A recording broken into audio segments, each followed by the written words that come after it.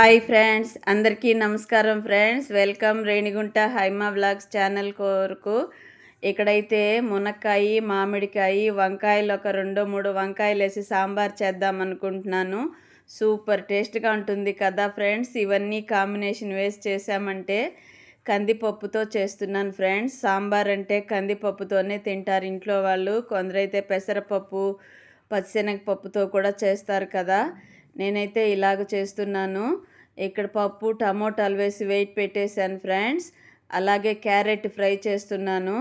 Carrot ఎక్కువగా ఉంది friends. ఇది సేల్ చేసేయాలంటే ఫ్రై తప్పనిసరిగా చేస్తేనే ఖర్చు అవుతుంది. నేనైతే ఉప్మాలకి, అన్నిటికీ కూరలకు కూడా, కొన్ని సాంబార్లకి అన్నిటికీ వేసేస్తూ ఉంటాను. క్యారెట్ తక్కువ శాతం రేటు ఉన్నప్పుడు తెచ్చేస్తూ ఉంటారు ఫ్రెండ్స్ ఇంట్లో వాళ్ళు. రేణిగుంటలో సంత ప్రతి శనివారం సంత జరుగుతుంది. అందుకని కూరగాయలు తెచ్చారంటే అలా ఇలా తయారు. ఇక్కడైతే పోపు పెట్టేశాను, కరివేపాకు వేశాను. ఇందులో మీరు గమనించాల్సింది ఏంటంటే ఆనియన్స్ వేయలేదు ఫ్రెండ్స్. వితౌట్ ఆనియన్స్తో చేస్తాను కూర, ఎందుకంటే నేను కూడా తినాలి కదా. తర్వాత సైడ్గా వేపి ఇందులో కలిపేస్తాను. నేను కొంచెం తీసుకొని వేడి మీదే కలిపేస్తాను. ఆ ఫ్లేవర్ పట్టేస్తుంది సాంబార్కంతా. ఇదిగోండి, ఉప్పు, కారము, పసుపు అన్నీ వేసి పోపు పెట్టిన తర్వాత మునక్కాయలు వేశాను. దాని తర్వాత కొద్దిగా నీళ్లు వేశాను. దాని తర్వాత వంకాయలు కట్ చేసి వేశాను. రైస్ కూడా రెడీ అయిపోతుంది. ఈరోజు లైవ్ ఎండ్ చేసేసరికి పిల్లలు ఆ మాట ఈ మాట మాట్లాడుతూ ఉంటారా, లైవ్ ఆఫ్ చేయలేను ఫ్రెండ్స్. మునక్కాయలు కూడా మామిడికాయలు కూడా వేసేసాను, అది స్కిప్ అయిపోయింది. మామిడికాయలు, వంకాయలు, మునక్కాయలు ఒక 2 పొంగులు వచ్చిన తర్వాత మామిడికాయలు వేసేసామంటే సెట్ అయిపోతుంది. వెంటనే కందిపప్పు మెదుపుకొని ఉంటాం కదా, అది కూడా వేసేయడము. మామిడి టెంక కూడా వేసాను ఫ్రెండ్స్.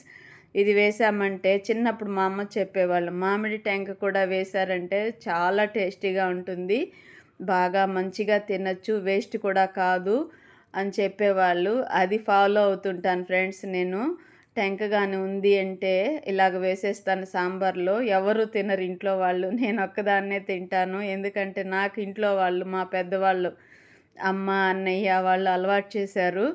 అలా నేను తినేస్తూ ఉంటాను. ఇంట్లో వాళ్ళకి నేను చెప్పినా తినరు ఫ్రెండ్స్, వాళ్ళ అభిప్రాయాలు కదా, నేను ఎవరిని ఇబ్బంది పెట్టను. క్యారెట్ ఫ్రై కూడా రెడీ అయిపోతుంది. క్యారెట్ కొద్దిగా ముక్కాలు భాగం ఉడకనించి నీళ్ళు ఎక్కువగా ఉంటే హైలో పెట్టేసి అంతా ఇంకిచ్చేస్తాను. దాని తర్వాత ఫ్రై చేసేస్తున్నాను. పచ్చిశనగపప్పు వేసి, కరివేపాకు అవన్నీ వేసి వేపి క్యారెట్ వేసాను. ఇదిగోండి, రైస్ రెడీ అయిపోయింది. వేడి వేడి రైస్లోకి మన ఫ్యామిలీ అందరం, అంటే మా ఫ్యామిలీలో అందరం యమ్మీగా తినేసాము. ఇందులో వేరుశనగకాయల పొడి వేసాను ఫ్రెండ్స్ కొద్దిగా, అంటే ఫ్రైకి. ఒక్కొక్కసారి వేయకపోయినా పర్లేదు ఫ్రెండ్స్, కొబ్బరి తురుము ఉందనుకోండి, పచ్చి కొబ్బరి ఉంటే తురిమి వేసేసామంటే అది కూడా టేస్ట్గా ఉంటుంది. దాని తర్వాత ఫుడ్ రెడీ అయిపోయిన తర్వాత ఇది దోసపండు కట్ చేసి పెడుతున్నాను ఫ్రెండ్స్. చెప్తూ ఉంటాను కదా, ఫ్రూట్స్ తెచ్చాడు పడేస్తారు, కట్ చేసి మనం బాక్సులకు, ప్లేట్లకు సర్దితేనే తింటారు ఫ్రెండ్స్ ఇంట్లో వాళ్ళు. అలాగ తయారైపోయారు. మీ ఇంట్లో కూడా అంతేనా? లేదు నాకే ఇలాగ ఎగ్జామ్స్ పెడుతుంటారా ఇంట్లో వాళ్ళు? నాకైతే అర్థం కాదు. ఇదిగోండి, పెద్దది పొడవుగా వచ్చింది దోసపండు. ఇలాగ కట్ చేస్తున్నాను ఫ్రెండ్స్. ఓపిక్గా కట్ చేస్తాను చేస్తే మాత్రం, లేదంటే బద్ధకం వేసిందనుకోండి ఇంకంతే, అలా వదిలేస్తూ ఉంటాను. ఒక్కొక్కసారి కొద్దిగా వేస్ట్ కూడా అయిపోతూ ఉంటాయి ఫ్రెండ్స్. ఈ వ్లాగ్ నచ్చినట్లయితే లైక్ ప్లీజ్.